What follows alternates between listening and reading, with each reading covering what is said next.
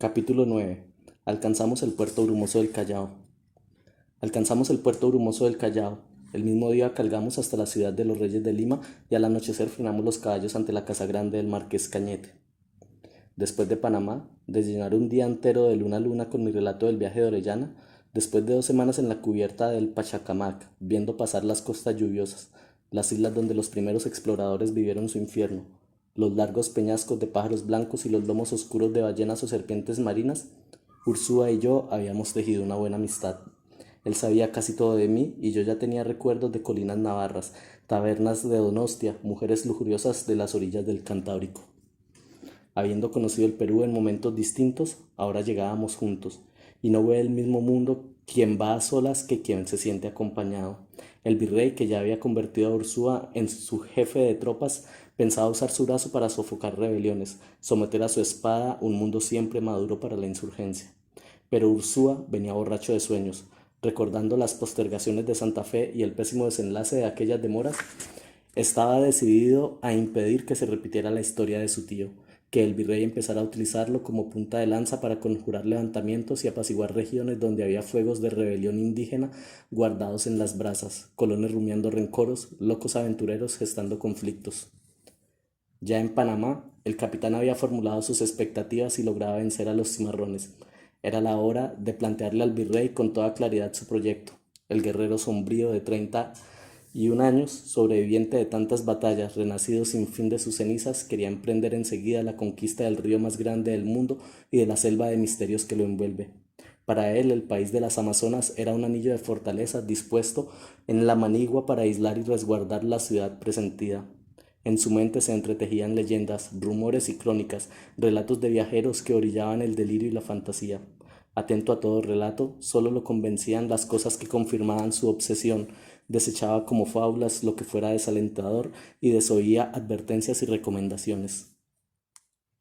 Porque me había convencido de acompañarlo, se sentía más seguro que antes, se sentía capaz de convencer casi a cualquiera. Y si el Perú al que llegábamos era bien distinto del que había padecido en otro tiempo, yo sé que Ursúa había cambiado más. Del muchacho soñador e indeciso a la deriva por los reinos se había alzado un guerrero influyente, apreciado por la corte y lleno de elocuencia. Casi me arrepentí de haberle expresado en Panamá tantas opiniones severas sobre la conquista, porque finalmente era él todo lo que yo censuraba de los conquistadores. Pero confieso que bajo su influjo los excesos y los crímenes parecían comprensibles. La malignidad se llenaba de atenuantes a la luz de las circunstancias, y es que ser su amigo lo llevaba a uno, al menos me llevaba a mí, a minimizar sus errores y sus responsabilidades, pues si era arbitrario y brutal cuando estaba poseído por la pasión permisiva de la guerra, en el trato corriente era amable y leal, y a su lado uno se sentía bajo un escudo protector. Derrochaba ingenio, gracia y picardía.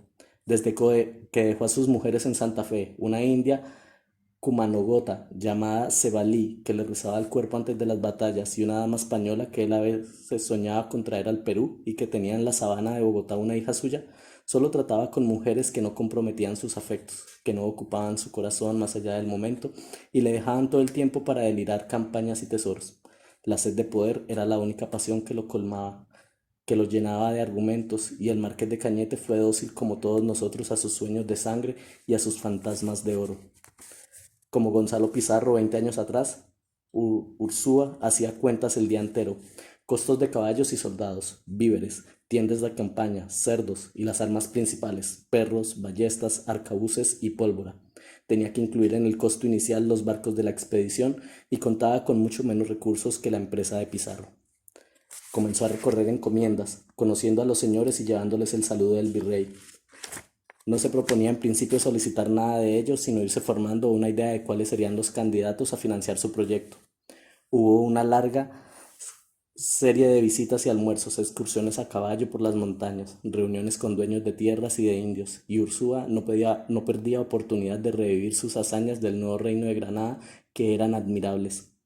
En esos relatos era héroe a los 17 años, fundador de ciudades a los 20, guerrero triunfal a los 22, un jinete incansable por las montañas tremendas, entre tigres, caimanes y poblaciones hostiles, en todo el esplendor de su juventud, y sabía dramatizar las vicisitudes de la búsqueda de su tesoro perdido, las guerras contra el Panche y contra el Muso, las guerras de Esmeraldas, la historia que le había contado Castellanos de los pulmones jóvenes de los indios reventados en la extracción de perlas en Cubaguá, la historia de sus dos grandes fundaciones en el nuevo reino de Granada, los relatos temibles de las bestias de piedra y el relámpago que no cesa, y sobre todo la crónica de su guerra contra el Tayrona, con el hallazgo de las misteriosas ciudades de piedra en la Sierra Nevada de Santa Marta, para cerrar el ciclo con la derrota de Bayano, rey de los cimarrones en las selvas ardientes de Panamá, entre el vuelo metálico de los escarabajos gigantes.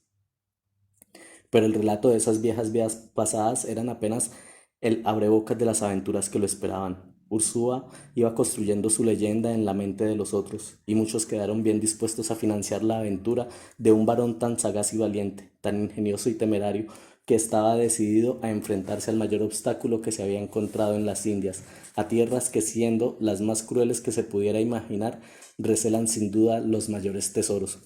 Aún parecía posible que lo que faltaba fuera mucho mayor que cuanto había encontrado. Sin duda lo esperaba una gloria perdurable bajo los cielos del Nuevo Mundo, pero también algo que ostentar y narrar en el viejo solar con fortaleza de piedra de sus mayores en Ariscún, en las colinas de Navarra, y acaso en palacios cercanos donde parientes suyos solían ser anfitriones del más grande señor bajo el cielo.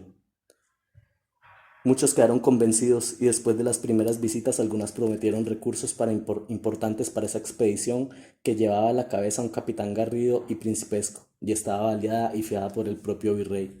No había pasado mucho tiempo desde nuestra llegada cuando Ursúa empezó a sentirse en condiciones de iniciar el recaudo de recursos y el reclutamiento de los hombres que lo acompañarían.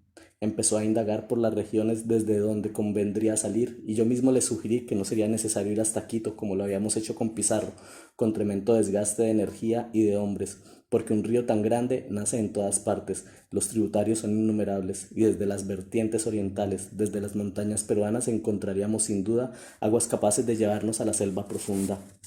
Pero allí, por esos mismos días en que la ciudad se abrió ante nuestros ojos, más allá de los grises barrancos, el marqués de Cañate enfrentaba la primera situación difícil de su gobierno. La necesidad de prevenir una nueva revuelta de encomendederos lo estaba obligando a presentarse como un gobernante humilde y contrito ante los ojos de una viuda mestiza, de la que todo el Perú hablaba con una mezcla apasionada de admiración y de envidia.